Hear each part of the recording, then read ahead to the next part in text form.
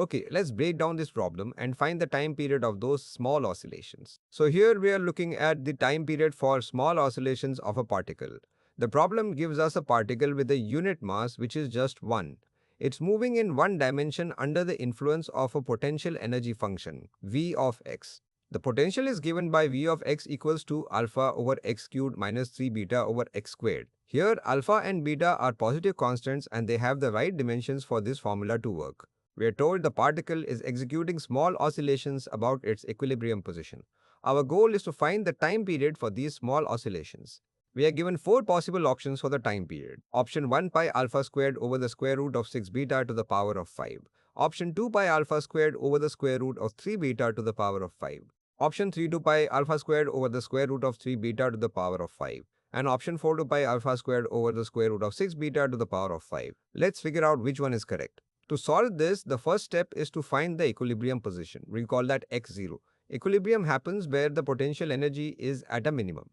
This means the force is 0 or equivalently the first derivative of the potential V with respect to x is equal to 0. Our potential function is V of x equals to alpha over x cubed minus 3 beta over x squared. We can write this using negative exponents as 2 alpha x to the power of minus 3 beta x to the power of minus 2. Now let's calculate the first derivative dv dx. We take the derivative with respect to x of 2 alpha x to the power of minus 3 beta x to the power of minus 2. Using the power rule, this becomes 2 alpha times minus 3x to the power of minus 4 minus 3 beta times minus 2x to the power of minus 3. Simplifying that, we get dv dx equals minus 6 alpha x to the power of minus 4 plus 6 beta x to the power of minus 3. Now we set this derivative equal to 0 at the equilibrium position x0. So minus 6 alpha x0 to the power of minus 4 plus 6 beta x0 to the power of minus 3 equals 0. Let's rewrite this with positive exponents to make it clearer. 6 beta over x0 cube equals 6 alpha over x0 to the power of 4. We can multiply both sides by x0 to the power of 4 and divide by 6. This gives us beta times x0 equals alpha. And from this we find the equilibrium position x0 is equal to alpha over beta. Since alpha and beta are positive, x0 is a positive value which makes sense for this potential form. Alright, step 2 is to calculate the second derivative of the potential evaluated at this equilibrium position x0. The second derivative v double prime at x0 gives us the effective spring constant k effective for those small oscillations. Let's calculate the second derivative of v of x. We take the derivative of what we found for dv dx, which was minus 6 alpha x to the power of minus 4 plus 6 beta x to the power of minus 3. V double prime x equals the derivative with respect to x of minus 6 alpha x to the power of minus 4 plus 6 beta x to the power of minus 3. Using the power rule again, minus 6 alpha times minus 4x to the power of minus 5 plus 6 beta times minus 3x to the power of minus 4. This simplifies to v double prime x equals 24 alpha x to the power of minus 5 minus 20 beta x to the power of minus 4.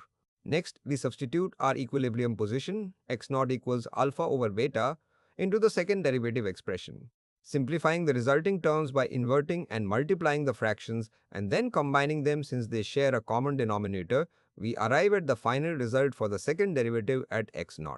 This value is 6 beta to the power of 5 over alpha to the power of 4.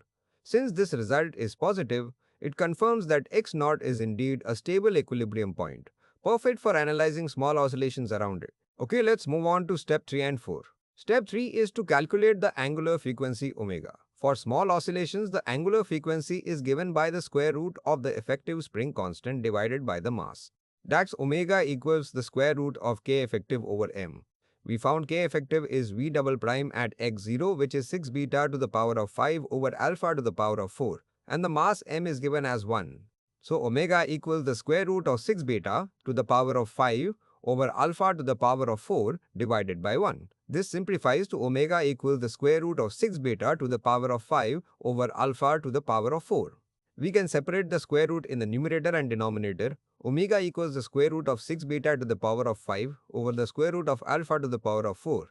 The square root of alpha to the power of 4 is simply alpha squared. So omega equals the square root of 6 beta to the power of 5 over alpha squared. Now for step 4, calculate the time period t.